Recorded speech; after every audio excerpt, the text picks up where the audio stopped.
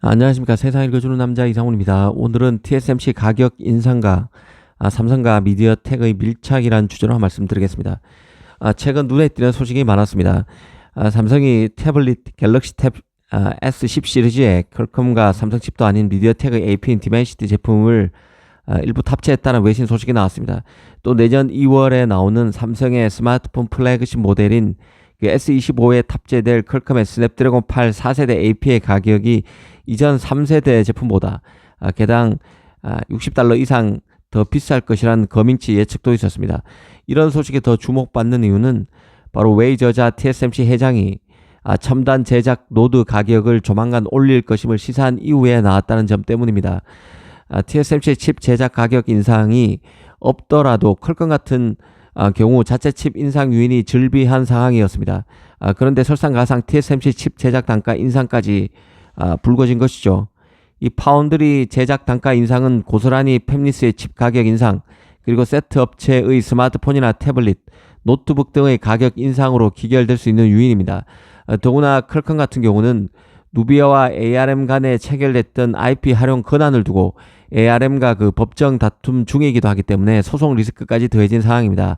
양 업체가 법원 판결 전에 일종의 협정을 맺을 것으로 보이지만 상당한 금액이 오가야 될 것입니다. 이런 것들이 퀄컴 입장에서는 부담이고, 퀄컴 칩을 사용해야 하는 세트 업체들 입장에서도 리스크 요인이 될 수 있습니다.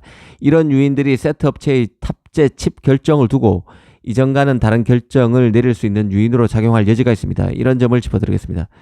먼저 그 거밍치발로 나왔던 스냅드래곤 8 4세대 AP 가격의 급등 소식부터 한번 보겠습니다. 거밍치는 올 하반기 대량 생산되는 퀄컴의 스냅드래곤 8 4세대 AP 가격이 개당 $238에서 $260 사이가 될 것으로 봤습니다. 직전에 3세대 AP는 가격이 $190에서 $200 수준이었습니다. 개당 $50에서 $60 가량 오르는 셈인데요. 이 가격에 이 TSMC의 제작 단가 인상이 반영된 것으로 보지는 않습니다. 이게 반영되게 되면 아마 더 격차가 커질 요인이 큽니다. 사실 스냅드래곤 8 4세대 AP 같은 경우는 인상 요인이 안 그래도 많았던 상황입니다. 칩 안팎으로 변화 요인이 적지 않았기 때문인데요. 퀄컴 입장에서는 첫 3나노 칩입니다. TSMC의 3나노 2세대 버전인 N3E가 제작 노드가 될 것이 확정적인 것처럼 외신에서 보도되고 있기 때문에 제작 단가는 더 올라갈 것입니다. 특히 스냅드래곤 8 4세대 AP는 처음으로 퀄컴이 인수한 누비아가 개발한 오라이언 CPU가 처음으로 적용된 AP이기도 합니다. 이와 관련해서 갤럭시 폰의 그 AP 탑재 전략을 보면 S24 같은 경우는 기본과 플러스 모델에는 스냅드래곤과 엑시노스가 지역별로 나눠서 병행 탑재됐고, 최고 모델인 그 울트라에만 스냅드래곤이 단독으로 들어갔습니다. 요즘 외신이나 팁스터 업로드 내용을 보면 S25는 달라질 가능성이 있는데요. 삼성 자체 AP인 엑시노스 2500을 갤럭시 S25 기본 플러스 그리고 최상위 모델인 울트라를 가리지 않고 탑재할 것이라는 얘기도 계속 흘러나오고 있습니다. 이렇게 되면 스냅드래곤은 갤럭시 Z 시리즈에만 탑재되고 단독으로 탑재되고, 나머지 S 기본 플러스 울트라에는 엑시노스가 병행 탑재되는 것이죠. 지역에 나눠서. 그렇다 보니 퀄컴 칩의 탑재 비중은 전반적으로 봤을 때 줄어들 수밖에 없습니다.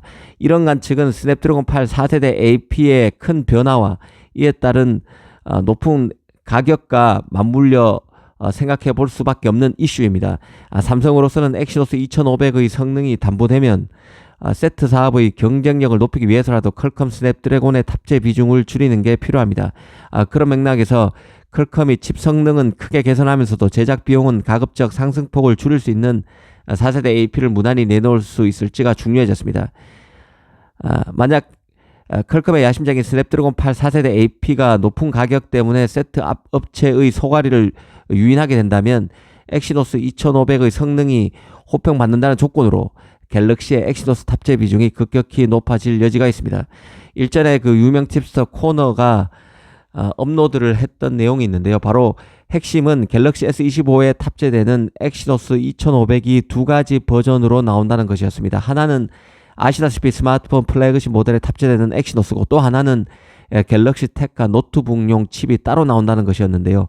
스마트폰용에는 8코어 CPU가 탑재된 엑시노스 2500이, 그리고 노트북과 탭에는 10코어, 10코어 CPU가 탑재된 엑시노스 2500 버전이 각각 들어갈 것이란 내용이었습니다. 퀄컴 칩이 너무 비싸기 때문에 가격 부담이 생기는 상황에서 자체 칩의 활용 비중을 늘릴 수 있다는 얘기였습니다. 이런 관점에서 보면 디멘시티의 미디어텍의 보폭이 커질 수 있는 상황인 것도 환경인 것도 유심히 봐야 할 대목인데요. 퀄컴 칩이 비싼 상황에서 가성비를 넘어서 성능 면에서도 일취월장한 미디어텍의 디멘시티가 스냅드래곤과 엑시노스의 빈틈을 파고들 수 있다는 뜻입니다. 이와 관련해서 최근 샘모바일 등 외신에서는 삼성 태블릿이 긱벤치 데이터베이스에 노출되면서 대만 미디어텍의 AP 채택이 알려졌다는 보도를 내놓기도 했습니다. 갤럭시 탭 S10 시리즈에 디멘시티 9300 플러스가 탑재될 것으로 보인다는 게 내용인데요.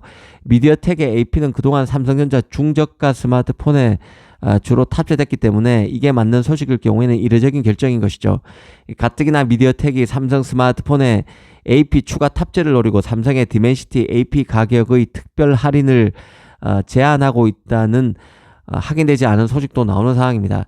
가령 디멘시티 9400의 경우는 TSMC의 3나노 2세대 노드인 N3E 노드를 활용해서 제작되는데 이 칩은 그 안드로이드 진영에서 스냅드래곤 8 4세대 AP와 엑시노스 2500과 경쟁할 AP입니다. 이 디멘시티 9400이 삼성에 탑재되게 되면 면실공히 디멘시티가 안드로이드 진영에서 최고 AP로 올라서는 계기로 활용될 여지가 있습니다. 그 계기가 될 수 있다는 것이죠. 삼성으로서도 사실은 나쁠 건 없는데요. 디멘시티 경쟁력이 올라오게 되면 스냅드래곤과 경쟁을 통해서 이익을 취할 수 있기 때문에 그렇습니다. 특히 디멘시티 갤럭시 폰 추가 탑재를 지렛대로 미디어텍으로 하여금 파운드리 파트너로 TSMC만 고집하지 말라고 요구할 여지도 있습니다. 즉 디멘시티 AP를 삼성 파운드리에 맡기라는 식으로 역제한을 넣을 수도 있다는 뜻입니다. 이런 것은 불가능한 시나리오가 아닙니다. 대만 업체라고 계속 TSMC만을 이용할 수는 없는 것이죠. 삼성과 하이닉스 간의 관계도 그렇습니다. 하이닉스 같은 경우는 자기 계열사였던 사피온의 칩 제작도 삼성이 아니라 TSMC에 맡겨왔던 게 바로 하이닉스입니다. 아시다시피 미디어텍은 TSMC에 절대 의존하는 파운드리 부담을 낮추기 위해서 인텔과 협력을 발표한 적이 있습니다. 바로 16나노에서 미디어텍과 인텔이 전략적 파트너십을 맺었던 것이죠. 이런 일이 삼성에도 발생하지 말라는 법은 없습니다. 결국 중요한 것은 삼성 파운드리 실력인데요. 실력만 올라온다면 팹리스들이 충분히 거래할 수 있다고 여기게 될 것이고 미디어텍도 자신의 AP를 일부 삼성에 맡기고 갤럭시폰에 자신의 AP를 추가 탑재를 깨하는 딜로 활용할 여지가 있다는 것입니다. 미디어텍으로서도 TSMC의 칩을 전량 맡기는 데 대한 부담이 클 수밖에 없습니다. 미디어텍의 위상도 예전의 미디어텍이 아닌데요. 최근 1, 2년 새 분위기가 많이 바뀌었습니다. 미디어텍의 디멘시티는 안드로이드 진영에서 이 퀄컴 스냅드래곤을 위협할 만큼 성장했고 실제 미국의 메이저 팹리스들 가령 엔비디아 같은 업체들이 너도나도 미디어텍과 파트너십을 체결하면서 신시장 진출을 모색하고 있는 상황입니다. 삼성으로서도 미디어텍을 경쟁 AP 업체이자 이 파운드리 사업을 더 확장할 수 있게 만드는 조력자로 활용할 기회를 잡을 필요가 있다는 생각입니다. 감사합니다.